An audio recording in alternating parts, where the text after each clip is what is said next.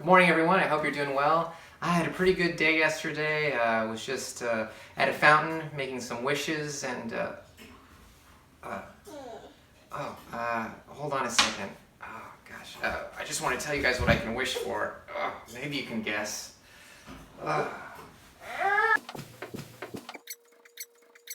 Today we're going to be going over Rogerian argument a little bit, and also I'll show you another example of a pretty good visual glossary that follows the CRAP principles well. I go over it very briefly, but I'd like you to really pay attention to what's going on with regards to contrast, repetition, alignment, and proximity. Finally, there's an extra credit opportunity you'll find at the end of the video, and I hope you take advantage of it because it's going to help you understand how to use Rogerian argument. Last, please remember the video chats, those are like my online office hours. They are optional. You don't have to attend. Make sure you update the schedule though, because I am using a different link to access me. We're going to be using Zoom. Roger, Roger. Rogerian argument. It's a really important tool to have in your, argument toolbox. Rogerian argument is unlike other arguments that you've probably seen, which were probably more traditional, where the idea is just to win. But Rogerian argument is a little bit different. I want to go over a few of the things that make Rogerian argument unique. Overall, the goal for Rogerian argument is to establish common ground and try to find a solution to a problem that will help both parties.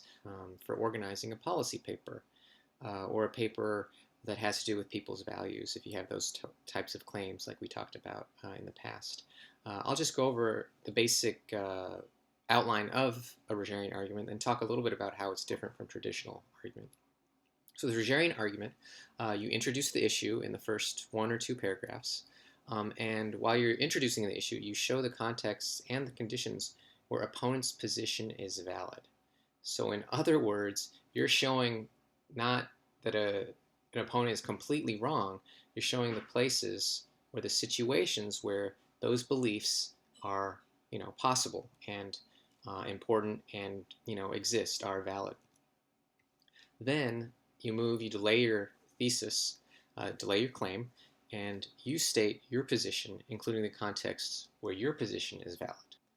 Finally, the writer states how opponent's position would benefit if the opponent adopted elements of a writer's position. So you can show how both elements or both positions could work together.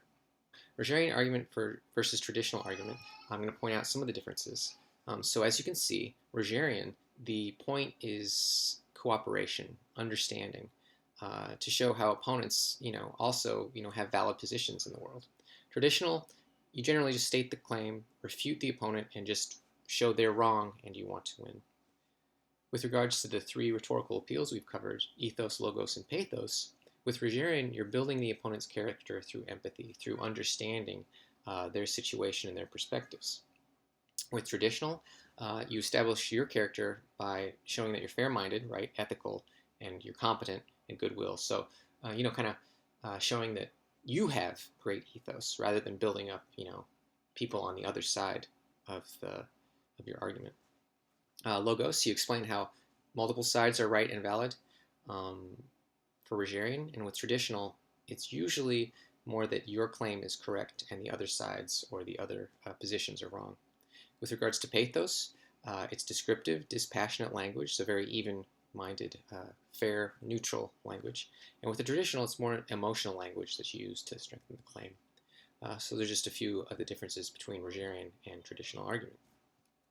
In practice, you can follow this as a guideline. Now, A, B, C, D, E, F, and G are not necessarily paragraphs. Okay, so A could be multiple paragraphs, B could be multiple paragraphs, C, D, etc. Those could all be multiple paragraphs. But this is the general guideline for writing a Rogerian argument. Okay, so if you follow this general template, you're going to have a pretty well organized paper. Now you've got to work on those transitions if you're going to use this, and definitely paragraph your positions. But this is how you could write a Rogerian argument. And again, I encourage you to consider this for your big space research paper project. I've had a lot of success with this type of argument, especially with students who are writing like policy papers using policy claims and also claims of value, as I mentioned.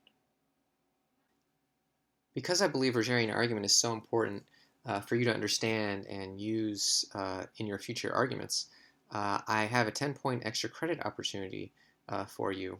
You'll receive up to 10 points extra credit if you perform the Moose activity, which is on the class resources page. So find that, follow the directions, send it to me through email, and you can receive up to 10 points extra credit. Now this is due by Friday, 11:59 p.m. Pretty soon your visual glossary is going to be due, and I wanted to give you another example of a really good visual glossary.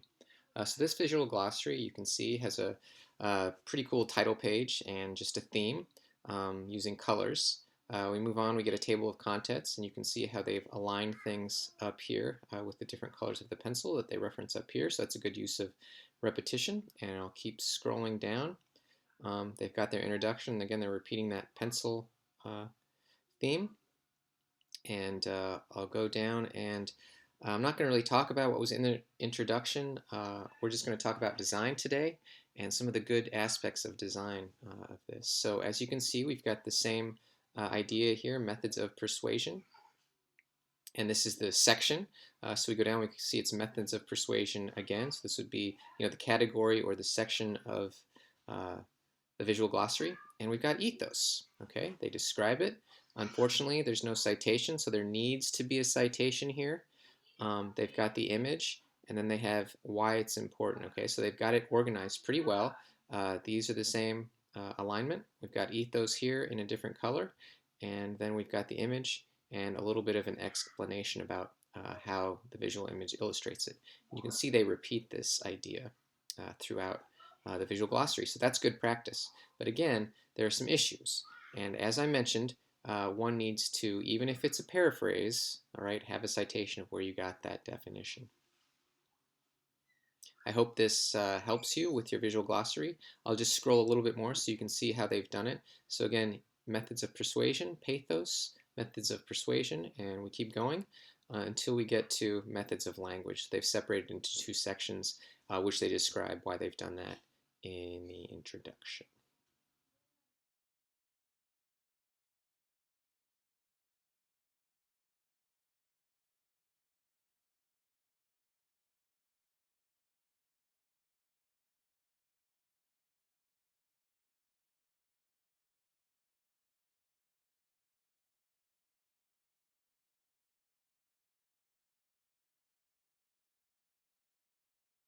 For your visual glossary, I just want to point out that you don't have to use Comic Life, although it is a pretty easy program to use and you can do some really cool things with design. You can use PowerPoint, Adobe Spark, or Microsoft Word to design your visual glossary. It's up to you. Again, I just want to emphasize no templates. Now, if you have any questions about how to use any of these, please, you've got to just hit me with an email, and then we can figure out a chat time, or I can answer it through email. But again, if you need more help, we can share screens and I can show you how to use it. Just let me know definitely this week or early next week, since your visual glossary is going to be due in about 2 weeks. Whew. I feel better. And I hope you guys do too. So listen, just keep up with the smartenings. Remember, there's 2 per week. There's also learning journals that you need to pay attention to. And those are usually weekly, but check the schedule, because some weeks you won't be doing one. Check out the videos that are posted like this one each week as well. And you're going to succeed in the class. That's it. I'll see you guys during the video chats, which are optional. Bye.